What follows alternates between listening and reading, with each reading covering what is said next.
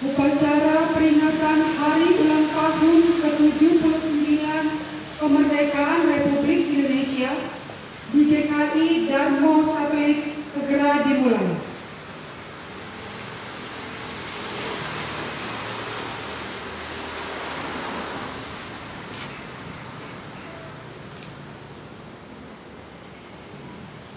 Pengibaran Sang Merah Putih diiringi dengan lagu kebangsaan Indonesia Raya.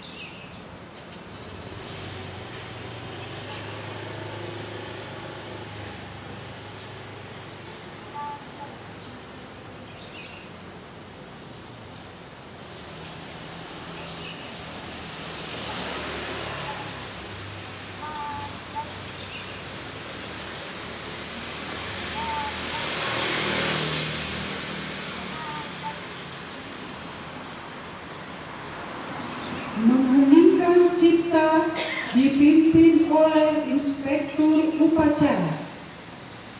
Marilah kita bersama-sama mengenang jasa para pahlawan yang telah mendahului kita. Menyanyikan cipta dimulai.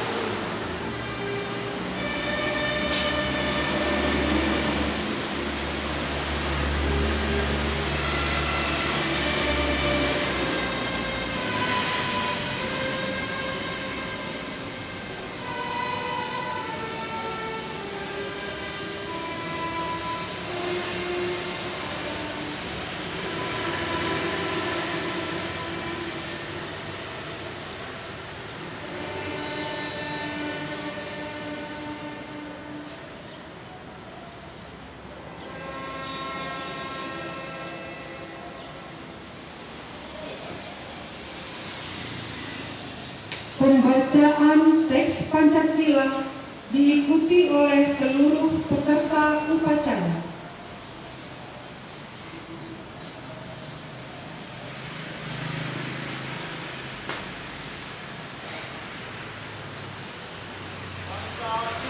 Pancasila. Satu. Ketuhanan yang Maha Esa. Dua. Kemanusiaan yang adil dan beradab. Tiga. Persatuan Indonesia. Empat. Kerakyatan yang dipimpin oleh hikmat kebijaksanaan. Dalam permusyawaratan perwakilan.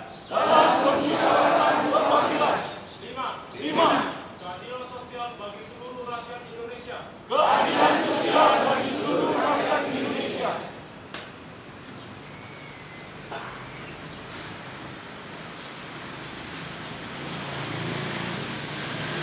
Pembacaan pembukaan Undang-Undang Dasar Negara Republik Indonesia tahun 1945.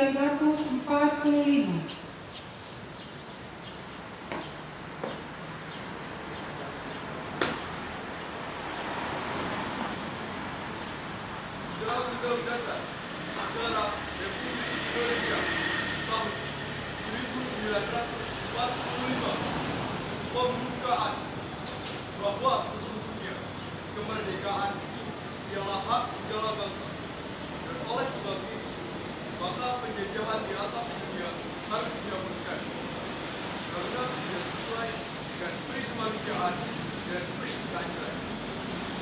Dan perjuangan pergerakan kemerdekaan telah sampailah pada saat yang berbahaya dan selamat semoga mengantarkan rakyat Indonesia ke depan pintu gerbang kemerdekaan negara Indonesia yang berdiri besar, daulat, adil dan makmur atas berkat rahmat Allah yang Maha Kuasa dan dengan didorongkan oleh keinginan hukum supaya berkehidupan kebangsaan yang bebas, maka rakyat Indonesia menyatakan dengan ini kemerdekaannya. Kemudian daripada itu, untuk membentuk suatu pemerintah negara Indonesia yang melindungi segenap bangsa Indonesia dan seluruh tumpah darah Indonesia, dan untuk memajukan kesejahteraan umum, mencerdaskan kehidupan bangsa, dan ikut melaksanakan ketertiban dunia yang berdasarkan kemerdekaan, perdamaian abadi, dan keadilan sosial, maka disusunlah kemerdekaan kebangsaan Indonesia dalam suatu undang-undang dasar negara Indonesia yang dalam suatu susunan negara yang berdasarkan rakyat dan berdasar kepada ketuhanan yang Maha Esa, kemanusiaan yang adil dan beradab, persatuan Indonesia, kerakyatan Indonesia, kebersamaan dalam kemusyawaratan perwakilan, serta dengan mewujudkan suatu keadilan sosial bagi seluruh rakyat Indonesia.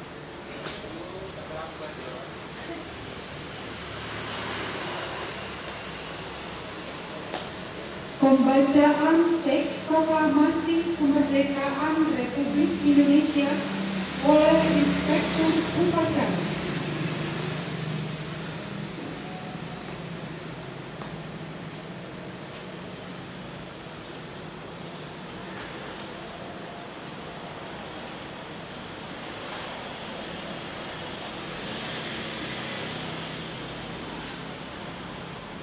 Proklamasi.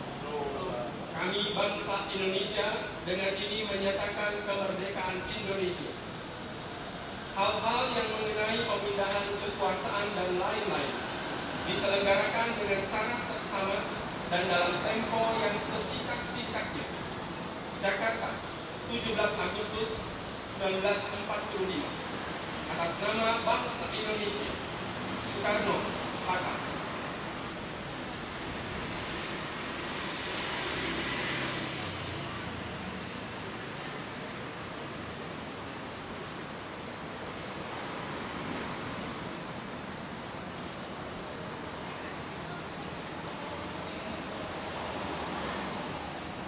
Upacara selesai. Seluruh peserta upacara dapat meninggalkan lapangan upacara.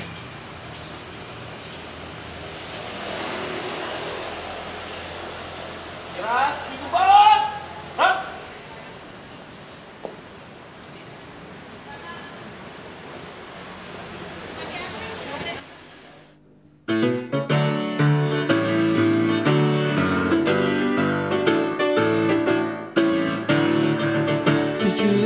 Agustus tahun 45, itulah hari kemerdekaan kita. Hari merdeka, nusa dan bangsa, hari lahirnya bangsa Indonesia. Merdeka, sekali merdeka tetap merdeka, selama hayat masih dikandung badan. Kita tetap setia,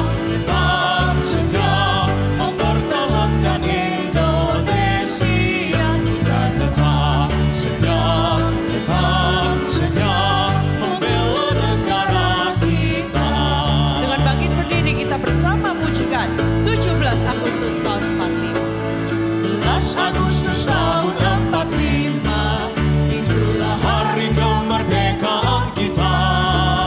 Hari merdeka, nusa dan bangsa, hari lahirnya bangsa Indonesia. Merdeka, sekali merdeka tetap merdeka, selama hayat masih dikandung badan. Kita tetap setia, mempertahankan Indonesia. Kita tetap setia, membela negara kita.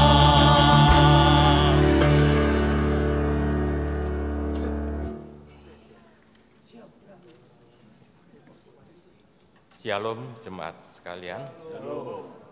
Selamat beribadah secara online dan onsite bersama GKI Darmo Satelit. Kebaktian perayaan HUT ke-79 Kemerdekaan Republik Indonesia hari ini dilayani oleh Bapak Pendeta Andri Purnawan dengan tema Dimerdekakan untuk Bertanggung Jawab. Kami ucapkan terima kasih atas pelayanan Bapak Pendeta Andri Purnawan. Kami juga berterima kasih atas pelayanan paduan suara AKP. Kami mengajak jemaat sekalian dapat mengikuti ibadah ini dari awal hingga akhir nanti. Di hari ini, 79 tahun yang lalu, Tuhan telah menganugerahkan kemerdekaan kepada bangsa Indonesia karena sesungguhnya kemerdekaan itu ialah hak segala bangsa, dan oleh sebab itu, mari masuki ibadah syukur peringatan kemerdekaan Republik Indonesia ke-79 ini dengan sebuah komitmen untuk turut serta mengisi kemerdekaan dengan memerdekakan setiap orang dari belenggu-belenggu yang menindas kehidupan. Mari memuliakan Tuhan dalam rasa syukur dengan memujikan Satu Tanah Air. Satu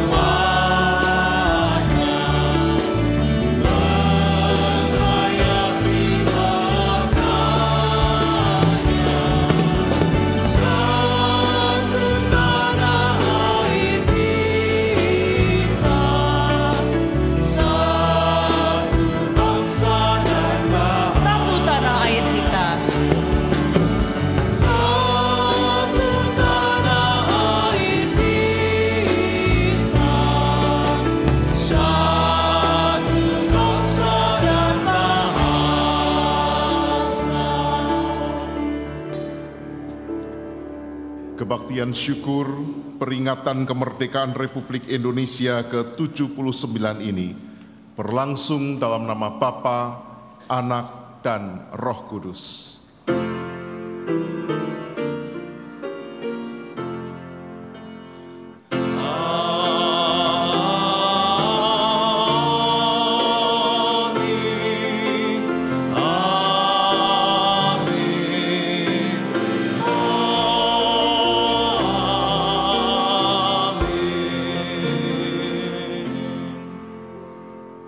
Kasih karunia dan damai sejahtera dari Allah Bapa kita dan dari Tuhan Yesus Kristus menyertai saudara sekalian. Dan menyertai saudara juga. Silakan duduk.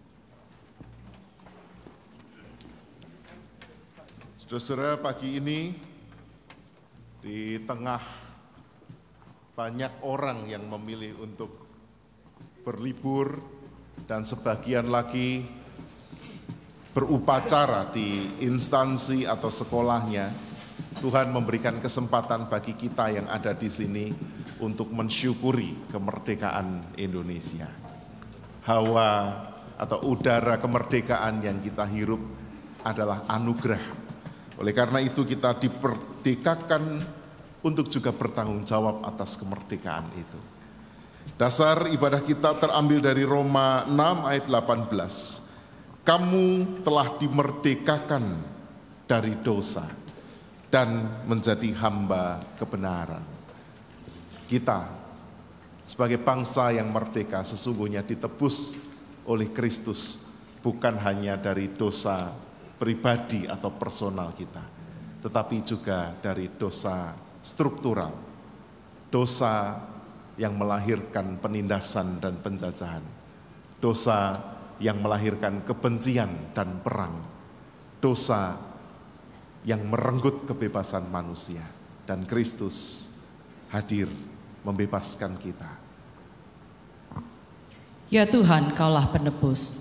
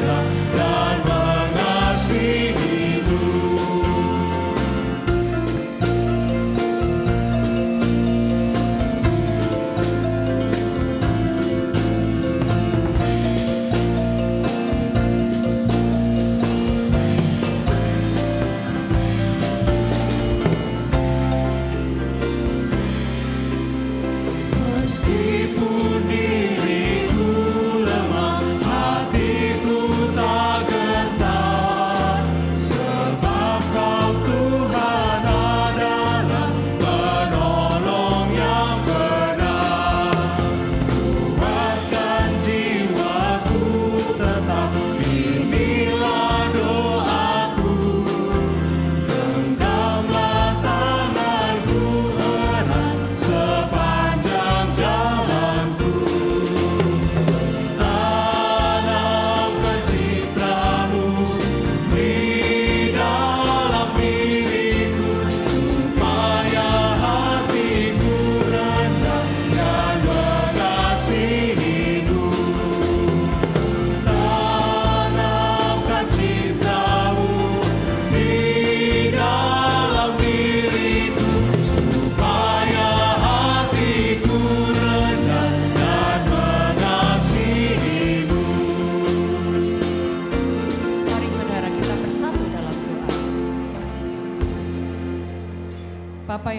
kasih kami berkumpul di hari yang penuh berkat ini untuk merenungkan perjalanan bangsa kami. Kami bersyukur Tuhan karena Engkau begitu baik dalam hidup kami. Kami mengakui bahwa sebagai anak bangsa kami seringkali mengecewakan-Mu. Kami lalai dalam menjaga persatuan dan kesatuan. Kami telah melupakan banyak nilai-nilai luhur yang diajarkan para pendahulu pejuang kami. Kami seringkali terjebak dalam egoisme dan individualisme, mengabaikan kepentingan sesama kami. Kami yang telah menyakiti sesama kami baik secara langsung maupun tidak langsung, melalui perkataan maupun perbuatan kami. Izinkanlah kami ya Tuhan, ampunilah kami dari segala dosa kami. Bersihkanlah hati kami dari segala kebencian, prasangka dan ketidakpedulian. Ubahlah kami menjadi manusia yang jauh lebih baik lagi, yang selalu berusaha untuk hidup sesuai dengan kehendak-Mu. Berkatilah bangsa kami Tuhan, agar kami dapat hidup dalam persatuan, kedamaian dan kemakmuran. Amin. Tuhan Yesus selalu memanggil kita dengan lembut. Kasih-Nya lah yang mencari kita, darah-Nya ya melunasi kita. Kita pujikan bersama dengan lembut Tuhanku.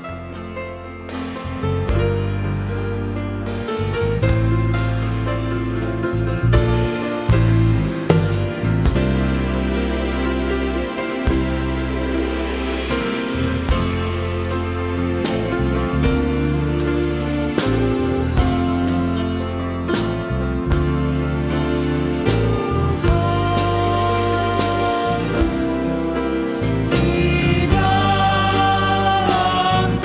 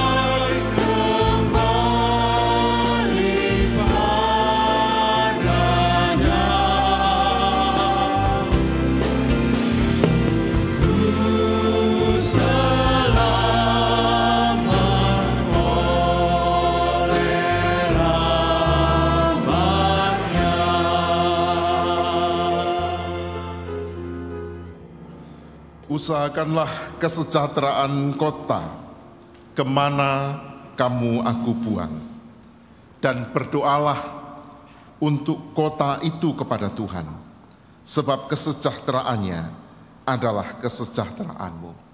Sesungguhnya perjuangan kita bagi Indonesia juga adalah anugerah. Demikianlah berita anugerah dari Tuhan. Syukur kepada Allah. Mari salam damai.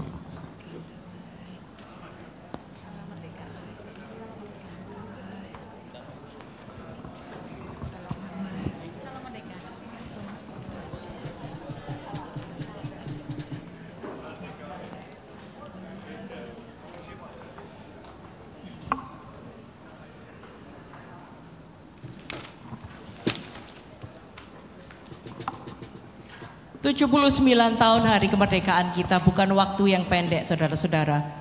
Tuhan Yesus menganugerahkan suku bangsa yang beraneka ragam di Indonesia ini. Kita bisa bersatu karena kebaikan dari Tuhan. Biarlah bersama-sama kita boleh merenungi kebaikan Tuhan. Kita pujikan bersama Indonesia bagi kemuliaan.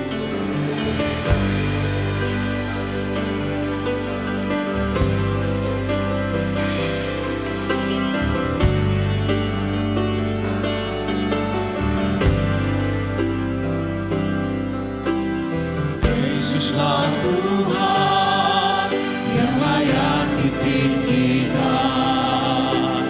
layak disembah oleh suku-suku bangsa. Dengan darah-Mu Kau telah tebus dosaku, genapi Tuhan firman-Mu atas negeriku. Yesuslah Tuhan yang layak ditinggikan. Yesuslah Tuhan yang layak ditinggikan, layak disembah oleh suku-suku bangsa. Dengan darah-Mu Kau telah tebus dosaku, genapi Tuhan firman-Mu atas negeriku. Hatiku rindu melihat kemuliaan-Mu,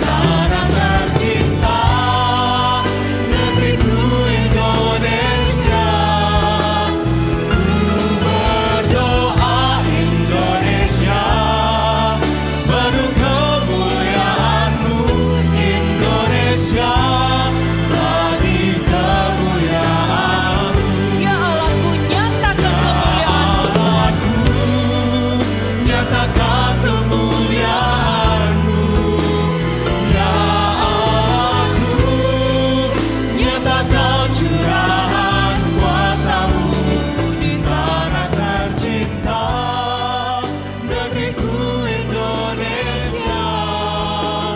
Ku berdoa Indonesia, penuh kemuliaan-Mu Indonesia, bagi kemuliaan-Mu.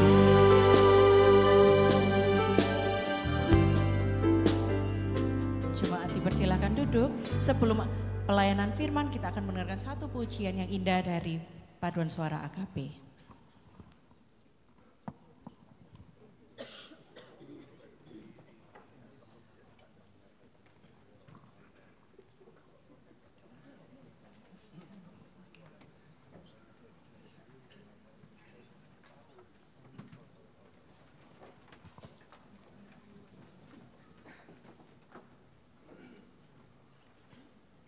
Ku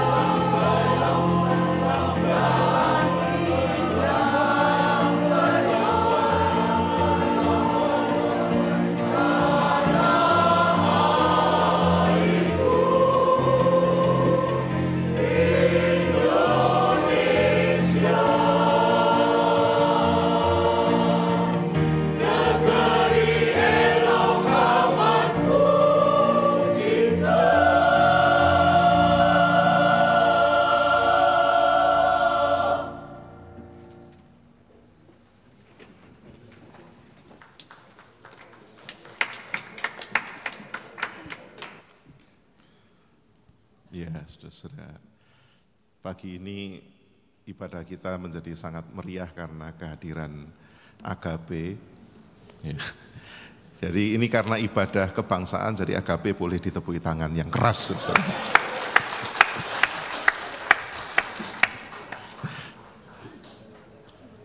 Tapi nanti kalau di liturgi minggu jangan ditepuk tangan. Ya. Saudara, kita akan merenungkan sabda Tuhan yang terambil dari Yohanes 4 ayat 7 sampai 26. Namun sebelumnya mari kita berdoa.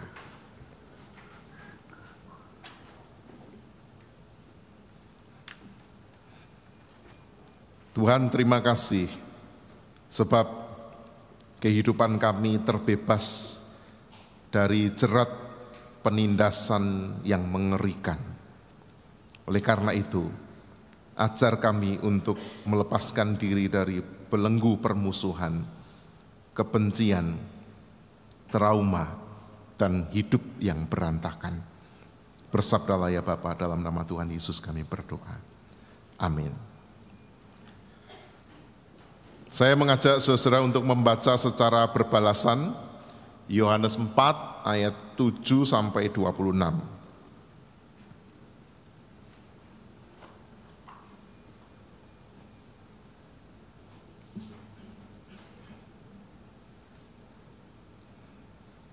Saudara akan membaca ayat-ayat yang bernomor genap. Maka datanglah seorang perempuan Samaria hendak menimba air. Kata Yesus kepadanya, "Berilah aku minum."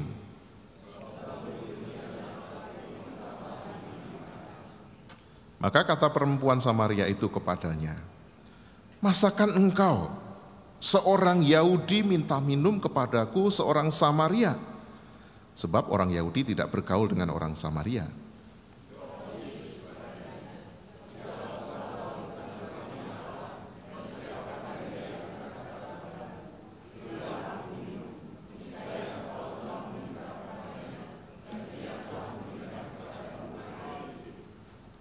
Kata perempuan itu kepadanya, "Tuhan, engkau tidak punya timba, dan sumur ini amat dalam. Dari manakah engkau memperoleh air hidup itu?"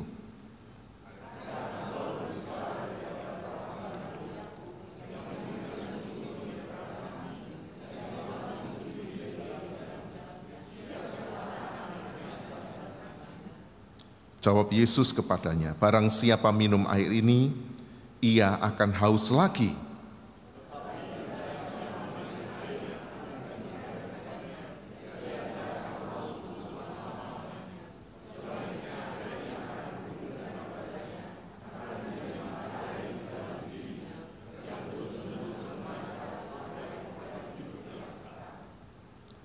Kata perempuan itu kepadanya, "Tuhan, berikanlah aku air itu supaya aku tidak haus dan tidak usah datang lagi ke sini untuk menimba air."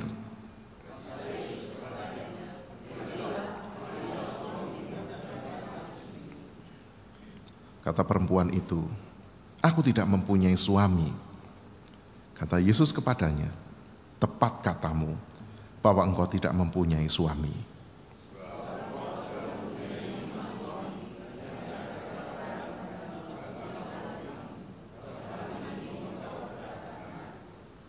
Kata perempuan itu kepadanya, "Tuhan, nyata sekarang padaku bahwa engkau seorang nabi."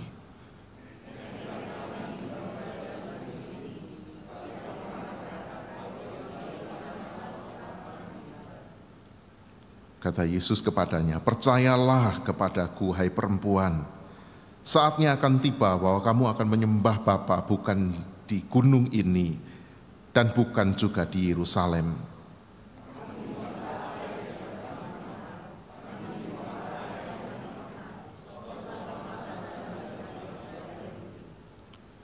Tetapi saatnya akan datang dan sudah tiba sekarang bahwa penyembah-penyembah benar akan menyembah Bapa dalam roh dan kebenaran, sebab Bapa menghendaki penyembah-penyembah demikian.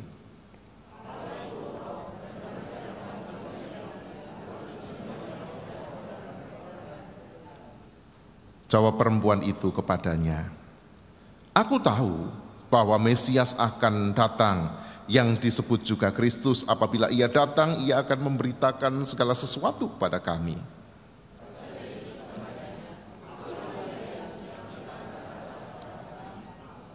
Demikianlah Injil Tuhan Yesus Kristus. Berbahagialah mereka yang mendengar firman Allah dan yang memeliharanya. Haleluya.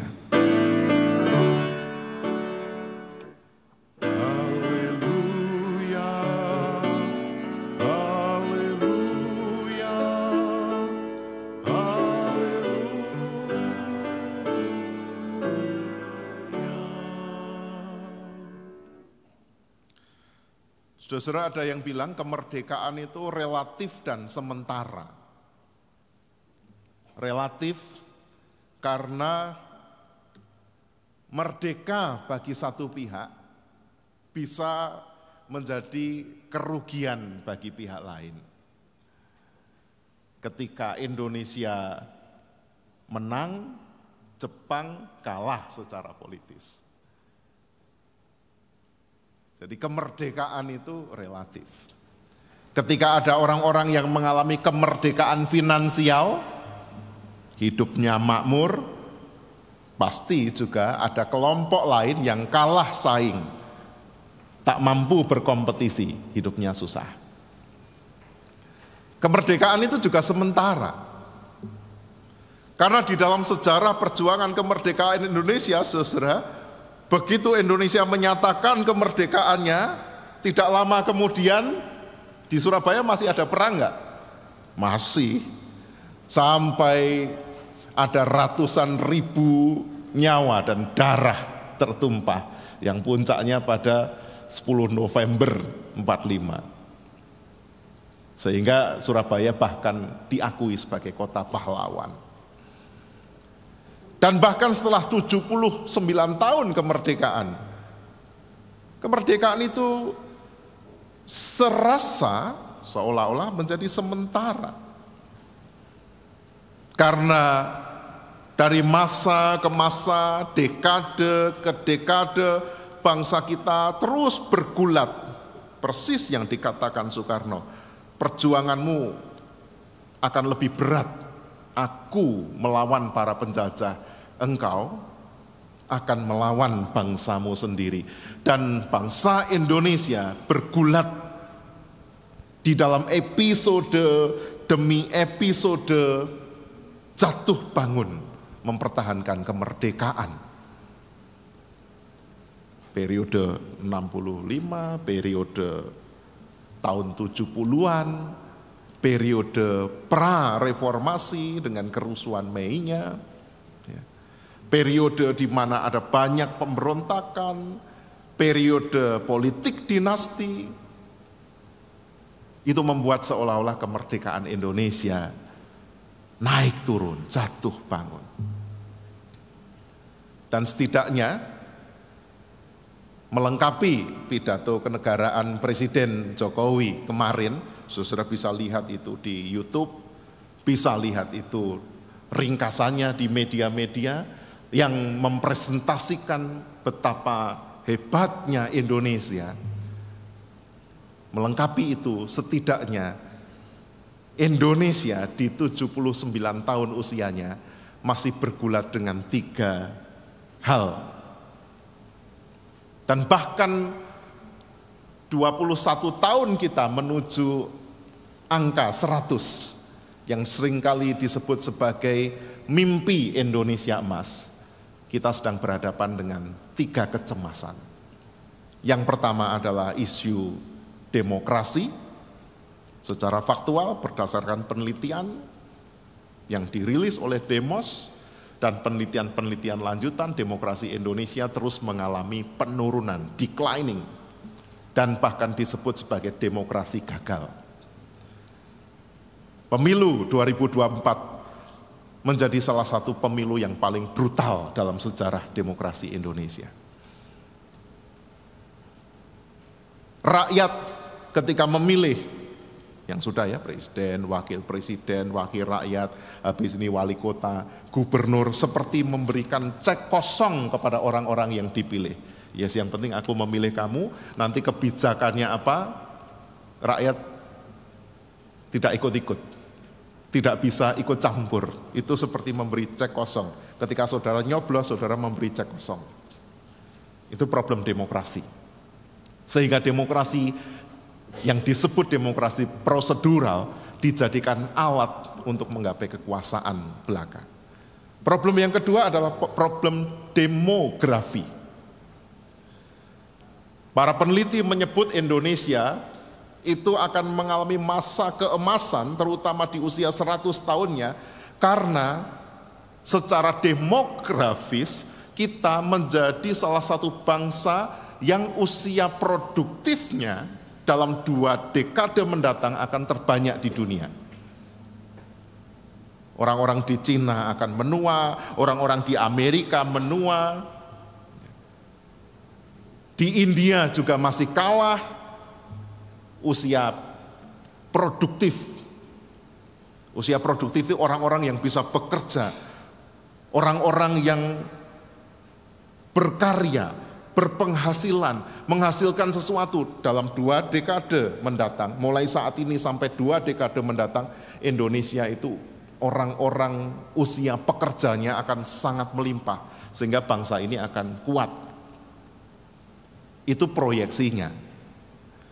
Masalahnya secara demografis berdasarkan penelitian juga bahkan yang dirilis oleh BPS, banyak anak muda dan anak-anak remaja usia 12 sampai 18 tahun yang diharapkan dalam dekade-dekade 10-20 tahun mendatang akan menjadi orang-orang produktif itu, sekarang banyak yang menganggur, tidak sekolah, tidak kuliah, tidak kursus.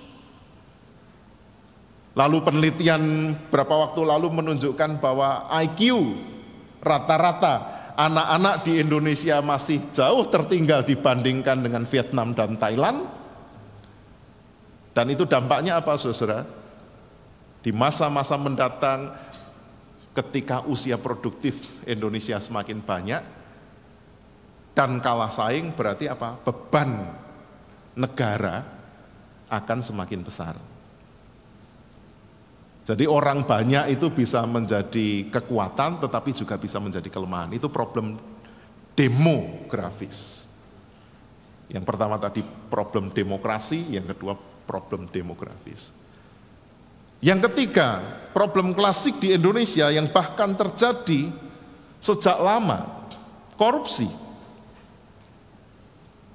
Saudara, kalau kita melihat data, ya, ini data ya saudara, data bahkan yang dirilis oleh ICW menunjukkan bahwa problem korupsi di Indonesia kian hari, kian memburuk. Mohon maaf saya agak dekat karena saya lupa bawa kacamata ya. Jadi datanya kalau tahun 2019 itu hanya ada jumlah kasus korupsi 271 dengan jumlah tersangka 580 orang di seluruh Indonesia. Di tahun 2023, karena penelitian terakhir 2023, kasus korupsinya 791 dengan jumlah tersangka 1.695. Dan itu saudara naiknya 3 kali lipat. Jadi kalau dulu yang korupsi itu hanya orang-orang tertentu, sekarang semakin nular banyak. Dan trennya kalau saudara lihat data, grafiknya itu tidak pernah menurun. Meningkat. Kenapa? Karena ada satu faktor di Indonesia itu, yang namanya kleptokrasi. Kleptokrasi itu apa? Kalau klepto itu kan orang yang punya kecenderungan mencuri gitu ya. Kleptokrasi itu adalah orang korupsi tetapi tidak terhitung sebagai korupsi. Kenapa saudara? Karena orang mencuri uang negara dengan cara-cara formal karena dilegalkan oleh peraturan pemerintah. Dan teorinya kleptokrasi ini diungkap oleh Moody Sword. Tahun 77 dia menuliskan tentang grand corruption, in third world development. Jadi korupsi-korupsi besar di negara-negara dunia ketiga itu terdapat pada tingkat tinggi pemerintahan dengan cara memberi izin atau lisensi secara istimewa terhadap pelaku bisnis tertentu dengan imbalan entah uang, entah keuntungan politik. Jadi dibuat kebijakan, kalau para pengusaha itu sambat, waduh peraturannya menyusahkan, ya. Tapi di sisi lain ada kebijakan tertentu yang menguntungkan pihak tertentu. Yang salah satu yang bisa ditafsirkan sebagai langkah kleptokratik adalah memberikan izin tambang kepada ormas keagamaan. Karena bumi, air, dan segala isinya itu harus dimanfaatkan sebesar-besarnya untuk kemakmuran rakyat, negara harus untung. Dan kalau diserahkan kepada swasta harus melalui proses lelang, ketika itu diserahkan kepada ormas keagamaan, itu bisa ditafsirkan sebagai kebijakan yang kleptokratik. Karena ormas keagamaan pasti akan didikte oleh para pengusaha dan akan ada keuntungan-keuntungan. Ini pembicaraan tepi jurang. Tetapi poin saya adalah problem demokrasi, demografi, korupsi atau kleptokrasi itu membuat Indonesia yang merdeka harus jatuh bangun. Taufik Ismail pernah mengatakan, Indonesia itu terlalu murah hati kepada para koruptor. Di Arab koruptor dipenggal tangannya. Di Cina koruptor dipotong kepalanya. Di Indonesia koruptor dipotong masa tahanannya. Dan itu membuat kemerdekaan kita, saudara, menjadi sebuah kemerdekaan yang betul-betul seolah-olah relatif dan sementara.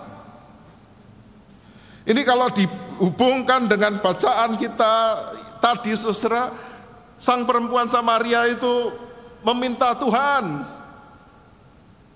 berikanlah aku minum dari air yang membuat aku tidak haus lagi. Bacaan kita hari ini menekankan bahwa merdeka itu sesungguhnya adalah terlepas dari belenggu permusuhan, kebencian, memori kolektif masa lalu, dan kehidupan yang berantakan. Kemerdekaan yang relatif dan sementara itu adalah kemerdekaan politik, kemerdekaan ekonomi, kemerdekaan sosial, kemerdekaan kedaulatan itu relatif dan sementara. Karena apa, saudara? Bangsa-bangsa yang merdeka pada titik tertentu akan jatuh. Itu bagaikan minum air dan akan haus lagi. Lalu kemerdekaan yang sejati, yang tidak relatif, yang tidak sementara, dalam bacaan kita adalah kemerdekaan ketika seorang bukan merdeka lahiriah, tetapi pertama-tama merdeka batinnya, yaitu terbebas dari permusuhan, kebencian, memori kolektif masa lalu, dan hidup yang berantakan. Kita selama ini membaca percakapan Yesus dan perempuan Samaria dengan kacamata yang positif. Hari ini saya ingin melihat atau mengajak saudara membaca Alkitab ini berdasarkan apa yang dikatakan teks secara jujur dengan kacamata yang apa adanya. Dan saya harus mengatakan perempuan Samaria yang ditulis dalam Injil Yohanes itu menjadi representasi manusia yang sangat skeptis, mempertanyakan, mengkritik, meragukan segala sesuatu karena hidupnya masih berada di dalam belenggu. Perempuan Samaria, saudara, adalah simbol orang yang tertawan, terjajah, tersandra oleh memori, ingatan akan permusuhan. Jadi dulu, ya, di sebelum tahun 586, 596 sebelum Masehi, Yahudi dan Samaria itu satu. Samaria itu Israel Utara, Yudea itu Israel Selatan. Nah, ketika itu terjadi perpecahan, dua kerajaan, kerajaan utara kemudian jatuh duluan oleh pemerintahan Asyur, dan Asyur itu pola penjajahannya agak berbeda dengan apa yang dialami di selatan, Babel. Kalau Babel itu orang-orang hebat diangkut ke negaranya, kalau Asyur, negara yang dijajah itu dimasuki bangsa-bangsa lain, sehingga mereka kawin-mengawin, dan akhirnya orang-orang Samaria itu menjadi bangsa campuran, termasuk dalam cara beribadahnya. Dan sejak saat itu orang selatan yang sama-sama Israel nih, 10 suku Israel itu ada di utara, saudara. 2 saja yang di selatan. Dulu zaman Samuel, pusat peribadatan itu di Silo, di utara. Wilayah utara itu lebih subur, makanya ada Mazmur 133, seperti embun yang dari Hermon itu utara, mengalir ke Sion.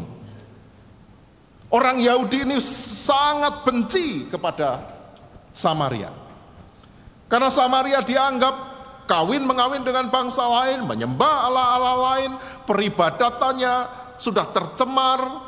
Orang-orang Yahudi menyebut orang-orang Samaria sebagai anjing, dan tanah Samaria sebagai tanah yang najis dan terkutuk.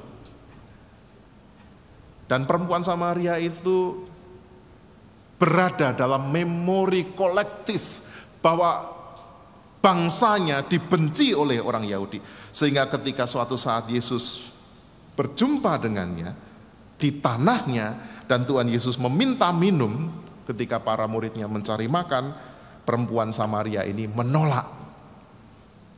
Karena ia tertawan, terjajah memori permusuhan. Masakan engkau orang Yahudi meminta minum dari Samaria? Saking sakit hatinya orang Samaria, saudara. Ketika Tuhan Yesus mengatakan, berilah aku minum, aku akan memberi engkau air hidup, perempuan Samaria itu meragukan.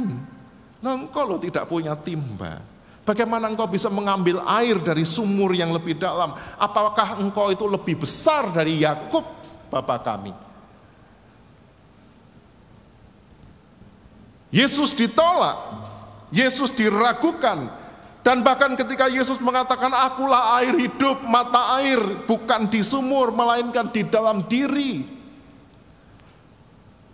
Perempuan itu mengatakan, Tuhan, ini sebenarnya nyindir loh saudara.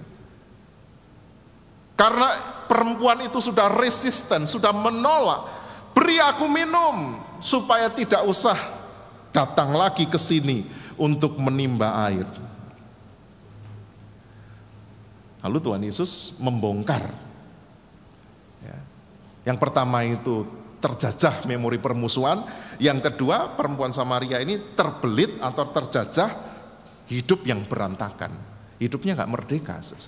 Persoalan pribadi itu digambarkan dengan rumah tangganya yang terus-menerus gagal. Atau bahkan bisa ditafsirkan perempuan ini hidup dengan banyak laki-laki. Yesus kemudian membongkar kehidupan pribadi sang perempuan Samaria itu. Bawa ke sini suamimu.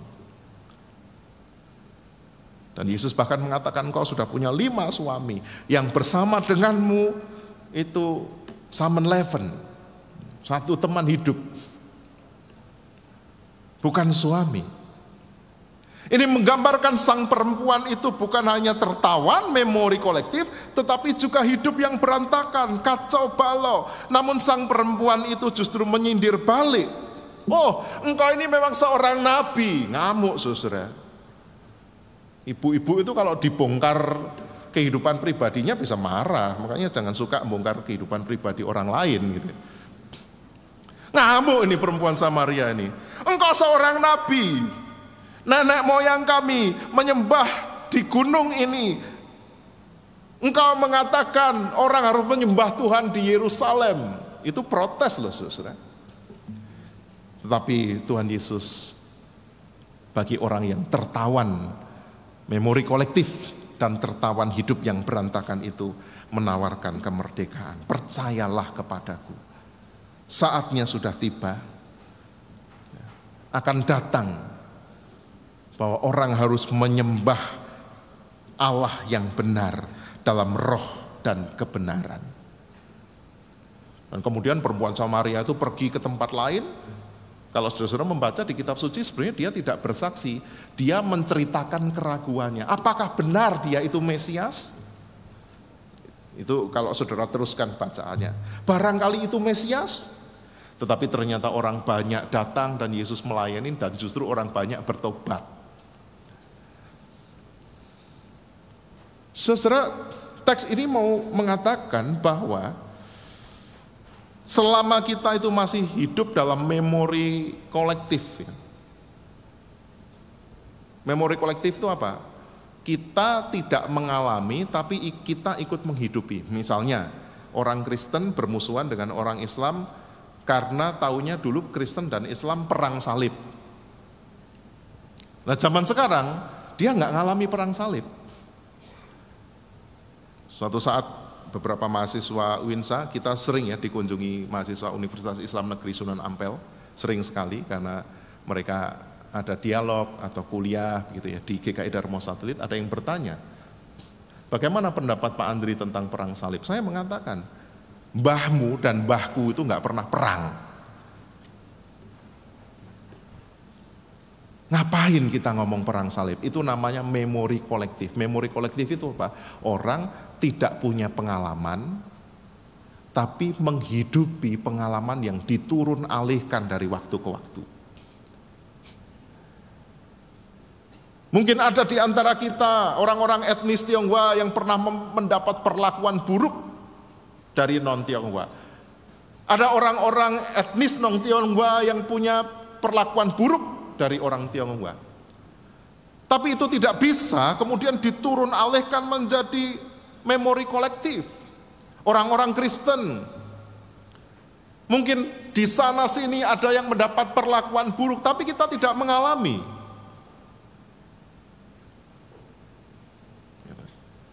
Oleh karena itu selama Indonesia ini menghidupi pengalaman-pengalaman buruk dari masa lalu, kalau ingat Belanda yang dipikir apa? Penjajah. Loh, ya apa sih? Begitu ingat Jepang, anak-anak sekarang tergila-gila dengan tokoh-tokoh Jepang, pengen pergi ke Jepang, anime, nggak konsisten tuh. Itu namanya memori kolektif. Selama kita belum terbebas dari jiwa permusuhan, entah antar suku, antar agama, antar status sosial, maka kemerdekaan kita itu bakal menjadi kemerdekaan yang relatif dan sementara. Akan tiba saatnya Indonesia meledak dan rusuh. Dan Yesus itu mengatakan, percayalah kepadaku. Aku akan memberi air hidup. Dan saudara-saudara, tanggung jawab kita yang dimerdekakan dari dalam, yang dimerdekakan di dalam kekekalan sebab kematian dan penebusan Kristus itu sekali untuk selama-lamanya. Kita harus hidup di dalam kemerdekaan dan perdamaian. Merdeka ya, dari hidup yang berantakan, yang membuat kemerdekaan kita itu hanya sementara. Jadi hidup yang berantakan itu tidak bisa diselesaikan dengan menutupi aib, saudara. Tapi hidup yang berantakan itu diselesaikan dengan pertobatan. Karena kalau aib itu ditutupi, semuanya tetap berantakan. Kita juga dipanggil untuk percaya kepada Tuhan. Percaya, berserah, bersandar, berpegang teguh. Dan kita merdeka untuk menghidupi kebenaran di mana saja. Kebenaran, tetaplah kebenaran.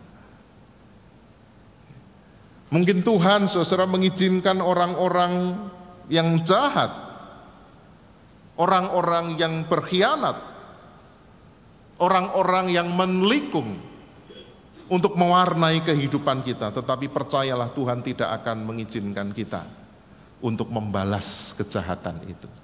Sebab Tuhan menjauhkan orang-orang yang dikasihinya dari pembalasan dan amarah. Sebab itu semua hanya akan membuat kita masuk di dalam ketertindasan yang baru.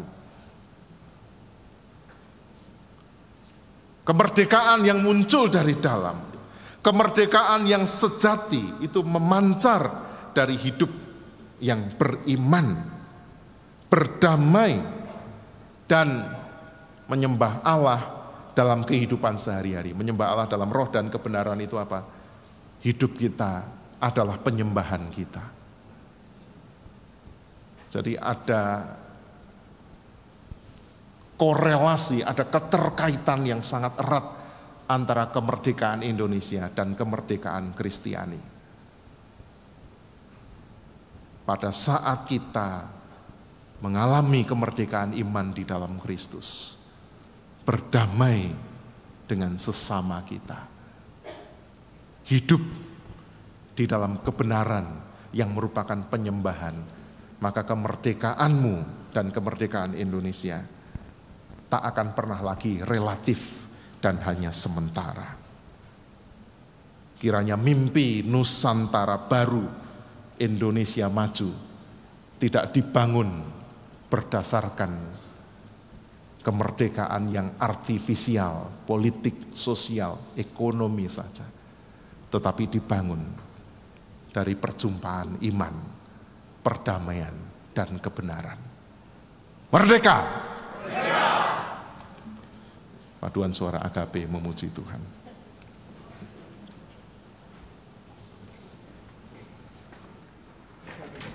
Merdeka, kita sudah merdeka, kok itu sih merdeka.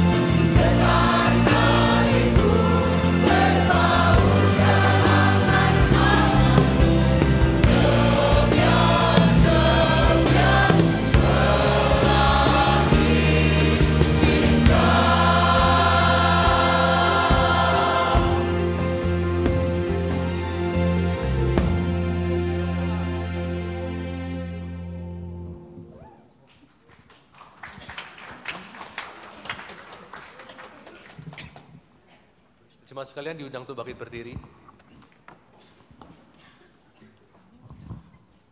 Mari dengan semangat kemerdekaan dan juga semangat iman percaya kita kepada Tuhan Yesus Kristus, kita akan nyatakan pengakuan iman rasuli. Aku percaya kepada Allah, Bapa yang Maha Kuasa, Khalik langit dan bumi, dan kepada Yesus Kristus, anaknya yang tunggal, Tuhan kita, yang digadung dari Roh Kudus, lahir dari darah Maria, yang menderita sengsara di bawah pemerintahan Pontius Pilatus, disalibkan, mati dan dikuburkan, turun dalam kerajaan maut. Pada hari yang ketiga, bangkit pula dari antara orang mati, naik ke sorga, duduk di sebelah kanan Allah, Bapa yang Maha Kuasa. Dan dari sana ia akan datang untuk menghakimi orang yang hidup dan yang mati. Aku percaya kepada Roh Kudus, gereja yang kudus dan am, persekutuan orang kudus, pengampunan dosa, kebangkitan orang mati, dan hidup yang kekal. Amin. Jemaat dipersilakan duduk. Mari kita berdoa syafaat. Untuk semua hal baik yang Tuhan karuniakan kepada bangsa kami, untuk kedaulatan negeri ini, untuk perdamaian negeri ini, untuk kebaikan seluruh pemimpin, abdi negara, dan bahkan seluruh rakyat Indonesia, kami mengucap syukur. Dan doa kami, kiranya Indonesia selalu merdeka. Syafaat ini kami alaskan dalam nama Tuhan Yesus yang mengajar kami berdoa. Bapa kami yang di surga, dikuduskanlah namamu, datanglah kerajaan-Mu, jadilah kehendak-Mu di bumi seperti di surga. Berikanlah kami pada hari ini makanan kami yang secukupnya, dan ampunilah kami akan kesalahan kami, seperti kami juga mengampuni orang yang bersalah kepada kami. Dan janganlah membawa kami ke dalam pencobaan, tapi lepaskanlah kami daripada yang jahat, karena Engkau yang punya kerajaan dan kuasa dan kemuliaan sampai selama-lamanya. Amin. Kini tiba waktunya bagi kita memberikan persembahan. Bagi jemaat yang rindu memberikan ucapan syukur kepada Tuhan melalui gerejanya, dapat diberikan melalui rekening, scan QR Code yang tertera pada layar ataupun di depan setiap bangku, atau juga dapat memasukkannya ke dalam kotak persembahan di depan. Dasar persembahan kita diambil dari surat Roma 12 ayat yang pertama. Karena itu saudara-saudara, demi kemurahan Allah aku menasihatkan kamu, supaya kamu mempersembahkan tubuhmu sebagai persembahan yang hidup, yang kudus dan yang berkenan kepada Allah. Itu adalah ibadahmu yang sejati. Mari bersama kita memujikan betapa kita tidak bersyukur.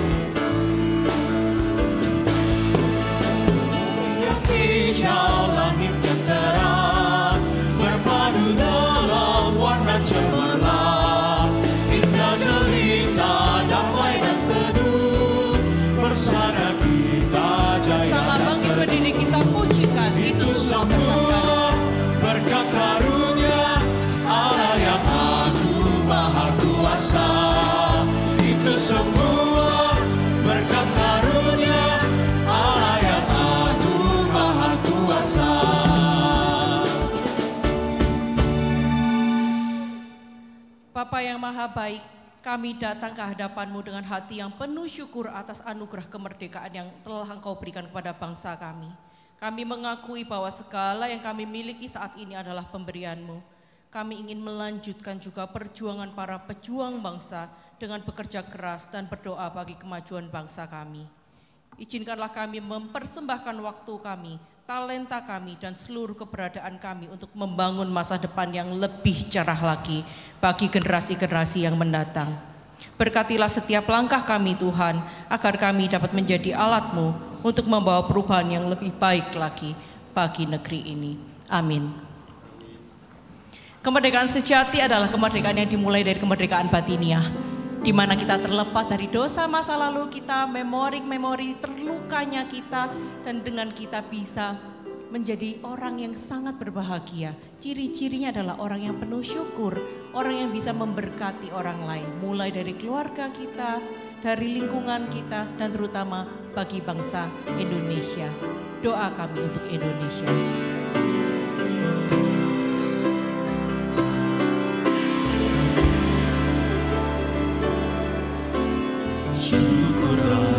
Setiap rencana-Mu dan rancangan-Mu yang mulia,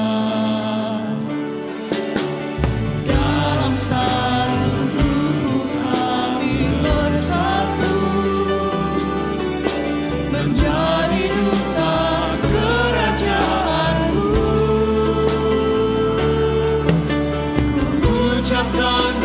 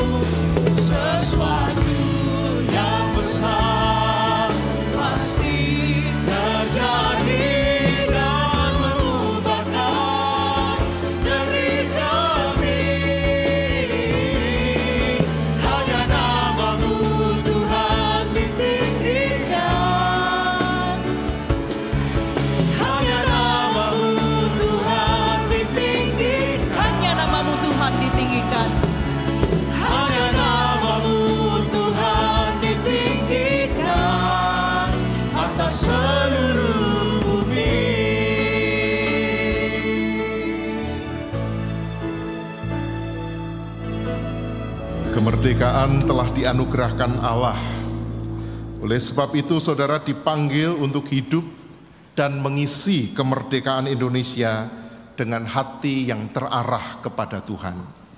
Kami mengarahkan hati kami kepada Tuhan. Kristuslah sang pembebas sejati yang memerdekakan kita dari belenggu penindasan. Jadilah saksi yang mewartakan karya agungnya. Syukur kepada Allah yang telah memerdekakan dan memanggil kita menjadi saksinya. Terpujilah Tuhan yang senantiasa menopang Indonesia dengan tangan kasih-Nya. Terpujilah Tuhan sampai selama-lamanya. Terimalah berkat dari Tuhan. Allah yang Maha Kasih akan meneruskan karyanya di Indonesia melalui tangan saudara yang memerdekakan sesama. Ia memberkati engkau dan melindungi engkau. Ia menyinari engkau dengan wajahnya dan memberi engkau kasih karunia. Ia menghadapkan wajahnya kepadamu dan memberi engkau damai sejahtera. Amin.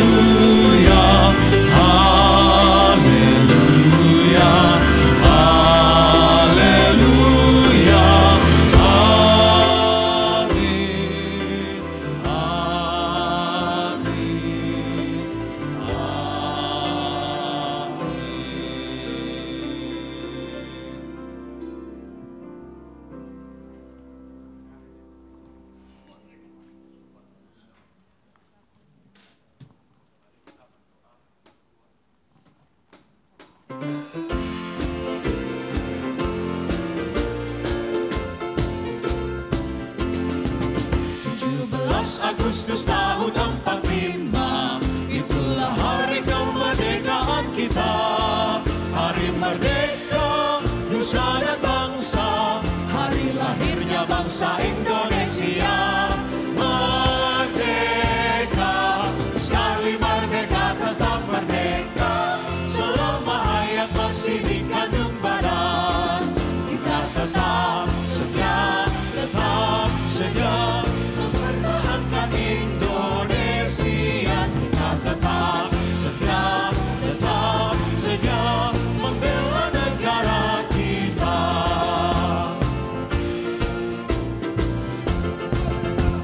Belas Agustus tahun 45, itulah hari kemerdekaan kita. Hari merdeka, nusa dan bangsa, hari lahirnya bangsa Indonesia.